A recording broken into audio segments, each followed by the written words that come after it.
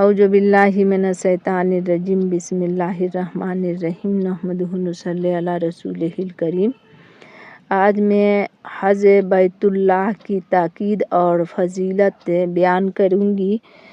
Video اچھا لگے تو لائک اور سبسکرائب کیجیے گا۔ شروع کرتی ہوں اللہ کے نام سے جو بہت بڑا مہربان نہایت رحمت والا ہے۔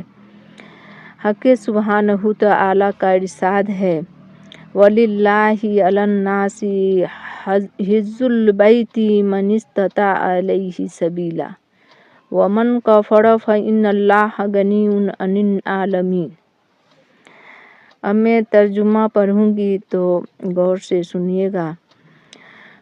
اور لوگوں پر اللہ کے لیے بیت اللہ کا حج ہے، اس شخص پر جو طاقت رکھے اس تک پہنچنے کی، اور جو انکار کرے پس بے شک اللہ بے پرواہ ہے جہانوں سے۔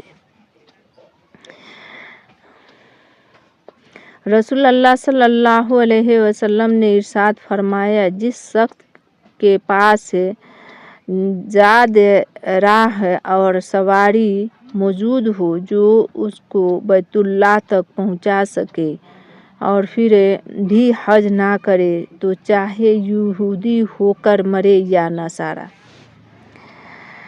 دوسری جگہ ارشاد ہے، جس شخص کو حج سے روکنے والی کوئی ضرورت یا مجبوری نہ ہو وہ چاہے یہودی ہو کر مرے یا نصرانی۔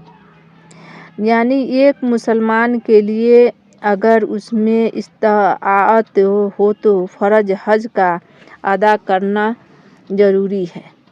بے وجہ دیر کرنے والے مسلمان میں یہودی و نصارہ والی خصلت موجود ہے، جیسا کہ وہ دین کے فرائض میں سستی کرتے تھے، یہ بھی سستی اور غفلت برت رہا ہے۔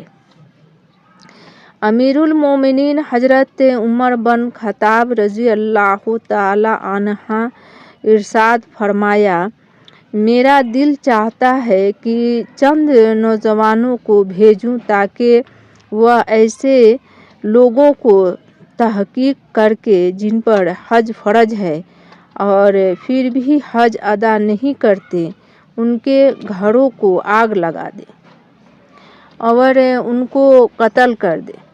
واللہ میں ایسے لوگوں کو مسلمان نہیں سمجھتا۔ یہ جملے حضرت عمر رضی اللہ عنہ نے مقرر شاہ قرار فرمایا۔ ایک دوسری روایت میں ہے کہ حضرت عمر رضی اللہ عنہ نے فرمایا، ایسے لوگوں پر کفار کی طرح جائزہ مقرر کرنا چاہیے، اس لیے کہ وہ مسلمان نہیں۔ سبحان اللہ۔